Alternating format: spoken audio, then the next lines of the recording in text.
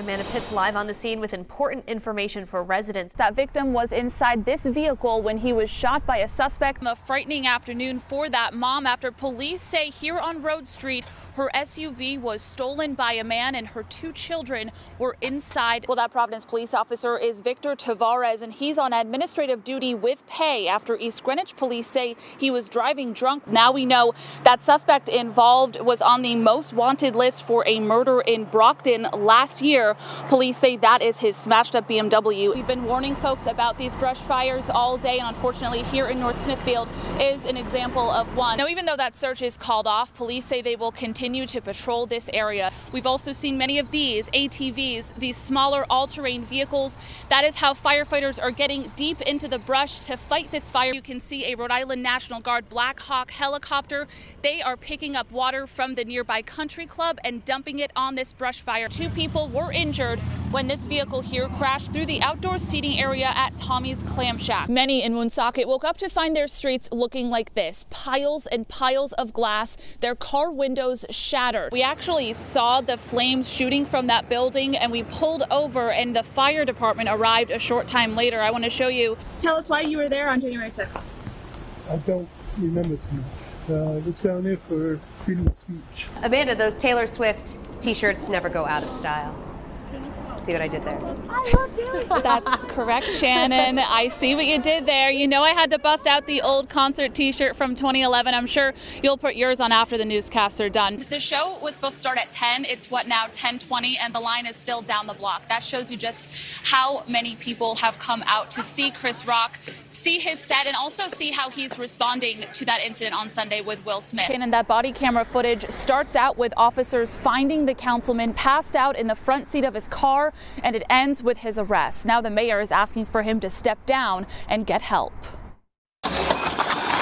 Cranston police body camera footage showing the moment a city councilor is arrested on drug charges. You're a councilman in Cranston smoking crack with crack on you. What do you think the constituents would say?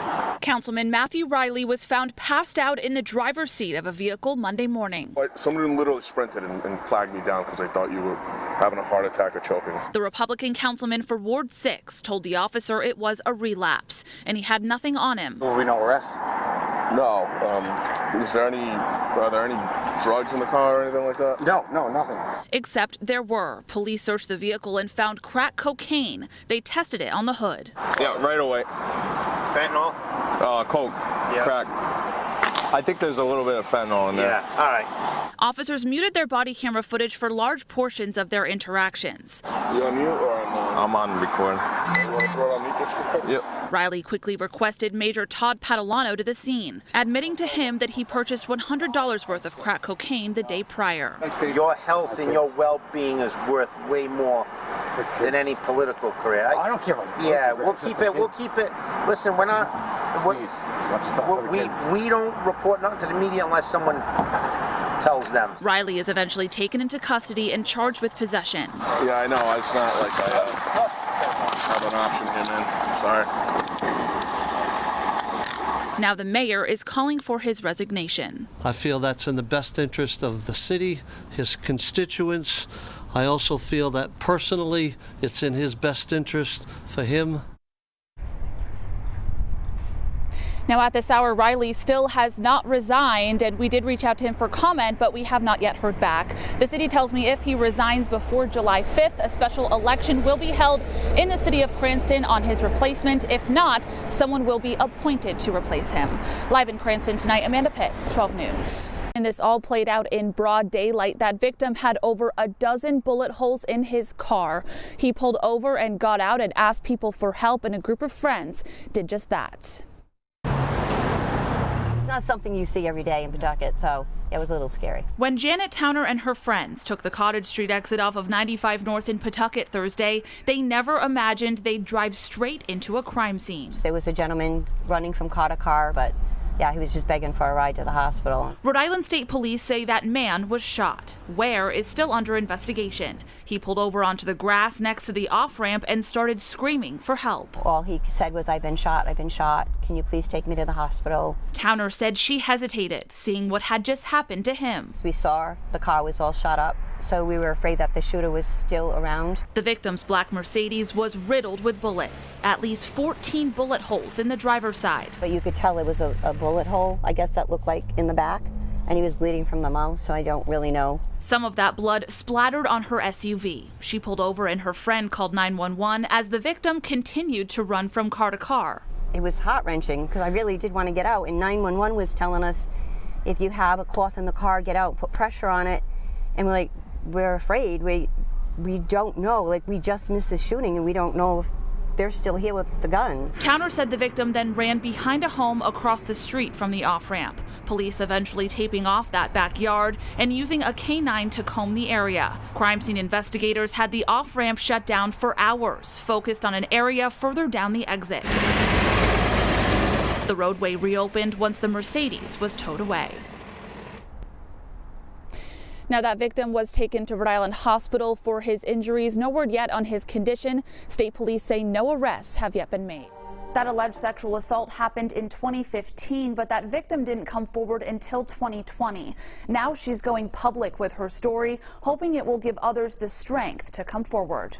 I just knew that I always wanted to be part of something bigger than myself. In 2012, this service member, a first-generation American and a single mom, enlisted in the Rhode Island Army National Guard. And within the first 2 years is when everything was kind of downhill, so. 12 News is not identifying the woman, and we've altered her voice because she is an alleged sexual assault survivor. She says she was working at the Joint Force headquarters in Cranston at the time when she claims her superior, Joseph Felix, used his position to take advantage of her. When did you first start to see the red flags in him? Right away. Right when it started, where it was like, if it wasn't for me, you wouldn't have a job here, you were already forgotten. And if I was wearing like workout uniform, he's like, oh my gosh, you look so hot in those uniforms. Or if I'm working, he would tell me what he would want to do to me, like on the conference room table. Then she says he took it a step further. In 2015, he allegedly used a military database to get her address and showed up at her apartment unannounced. Then, a few months later, she says, he invited her out to discuss her military orders and pay. And it was to go get coffee, and he ended up driving into like this abandoned parking lot behind a CVS in Cranston. And that's where the assault happened. She says she confided in the National Guard's sexual assault representative, even showing them text messages. But they told her nothing could be done unless she came forward. And at the time, I'm like, I'm so new into my career, I can't. It wasn't until 2020 when she felt compelled to speak out. While working as a recruiter, she'd get questions about sexual harassment and assault in the armed services. I would just lie and be like, no, like, that's active duty. It never happens in Rhode Island. It never happens here. According to the Rhode Island National Guard, since 2015, 13 allegations of sexual assault have been reported. The earliest incident dating back to 2007. In this case, she reported her alleged assault to the state police and the National Guard, and then went before a board of military officers. Well, questioning, was this consensual? Well, what did you do? How did you make him feel? And the whole time I wasn't even allowed to bring up the sexual assault. According to a spokesperson for the Rhode Island National Guard, only law enforcement can investigate sexual assault claims. The Guard can only investigate allegations of sexual harassment. The spokesperson said an investigation started in June of 2020 and concluded in November. The Guard substantiated 5 allegations. Then a grand jury indicted Felix on 1 count of first-degree sexual assault. The National Guard said this is the first report against Felix in his nearly 20-year career. We can't continue acting like this is not a problem. Like, it's happening, and it's happening in our state. Felix has pleaded not guilty and was released on $50,000 personal recognizance. He was terminated and forfeited all military pay. As for his status, it wasn't until a year later when he was discharged at the same rank, Sergeant First Class, meaning he will be eligible for a pension in 17 years. So he's out where it's, yeah, 99% of your service was great. You did one hiccup, and he'll still get all his benefits. His family will get all the benefits.